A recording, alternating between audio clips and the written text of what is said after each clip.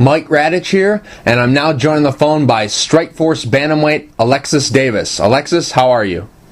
I'm good. How are you? I'm doing good.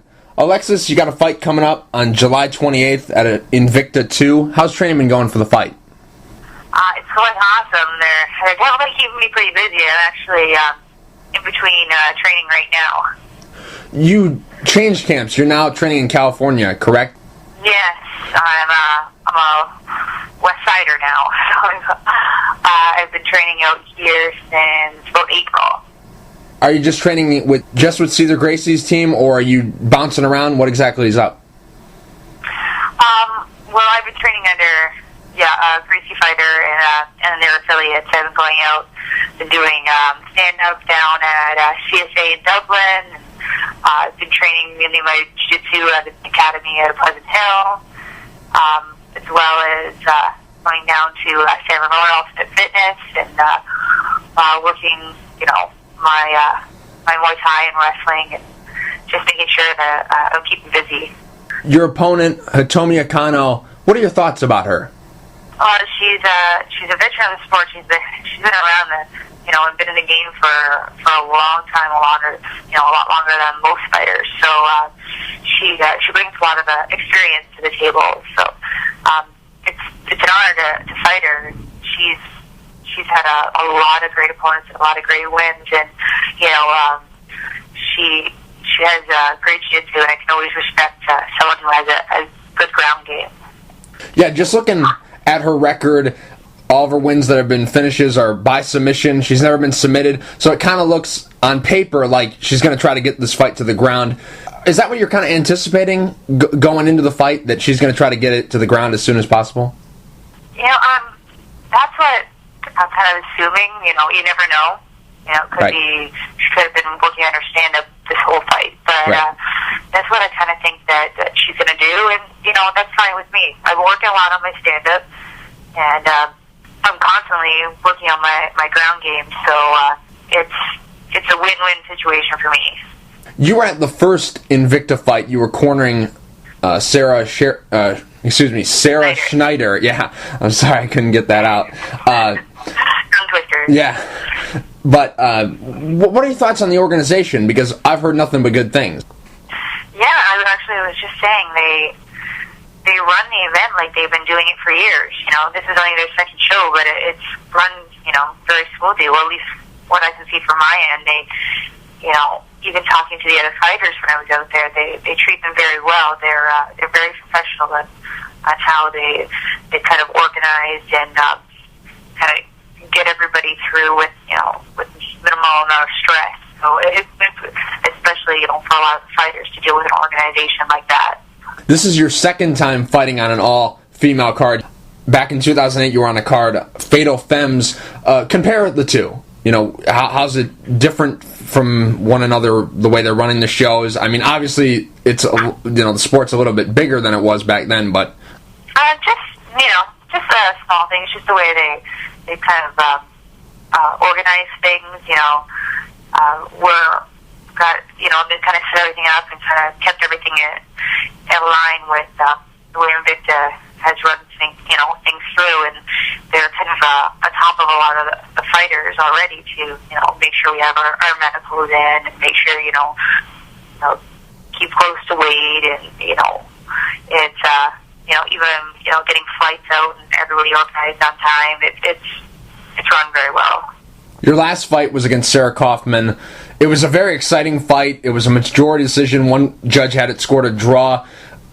At the end of the fight, were you thinking it could have gone either way? Were you thinking that maybe you had done enough to get the win? Did you think that you didn't do enough? Before they announced the decision, what were you thinking? I was thinking, God, I hope they sway towards my direction. Right. Right. I knew it was a close fight, and that's what happens when you leave things in the judges' hands. But I can't complain. It was an all-out war, and I know the fans were entertained, so that's the most important thing. And I showcased that I could be one of the top female fighters for Strikeforce. I'm looking forward to having another fight and get back up to win that belt. although you didn't get the win, do you kind of take it as a moral victory because, you were on a card where Paul Daly was fighting on and Josh Thompson and KJ Noons, they're always in, a fight of the night, and, this fight was better than their fights. Do you take that as a moral victory even though you didn't get the win? Yeah, well, I think it was definitely, even that whole night was a victory for, women's fighting in general. Right. But, showing that, we can, we really had been, definitely the most entertaining fight, and, even having Rousey and Tate, it's definitely something that I think has pushed the sport and pushed for women's MMA. Now, the Sarah Kaufman fight, is that the reason why a change in training, or were you thinking about changing up your training even before that fight? There was a lot of transitions and kind of going through at, which probably could have contributed a bit to that fight, but even at the time, for my last training camp, and, it's a good move for me. It's out in California, and it's incredible here. They have, so much going for them. It's, the mecca of all MMA is out here, so what better place to move? Now, of course, you have your fight on July 28th, but Miesha Tate is going to be fighting Julie Kedzie. I'm curious, were you, maybe hoping that maybe you would get an opportunity to fight Miesha Tate? Because the top 4 girls were all fighting on one card, and, it seemed like, from a matchmaker's perspective, they do the 2 winners against each other and then the 2 losers against each other. Were you surprised that, you weren't considered, before this Invicta thing came up? I was a little bit surprised. I'm sure they have a master game plan all kind of lined up, but, I've been, hoping to have the opportunity to fight Miesha for a while now, and, hopefully after both our fights, maybe it's something that will kind of come about. You're definitely up there because, like we said, the Sarah Kaufman fight, it was, it could have gone either way. But do you think an impressive performance here could, potentially get you into a number 1 contenders fight, or, get a shot at whoever wins that title? I do. I definitely do. Hitomi's one of the top female fighters, and even like saying after my last fight with Sarah, I definitely still think it kind of puts me in title contention spot. And I could, whatever happens with their fight as well, with the Kaufman and Rousey fight, I'm willing to take on either one. Right. Alexis, prediction for the fight. How do you see the fight ending? Prediction for which fight? Your fight. Sorry. I definitely see it ending. I don't want another decision. I hate going to decisions. So, I'm going to bring my top of my game, and I'm going to kind of come out guns blazing. So, I'm thinking that, I'm kind of trying a lot, and I want to go for the knockout for this one.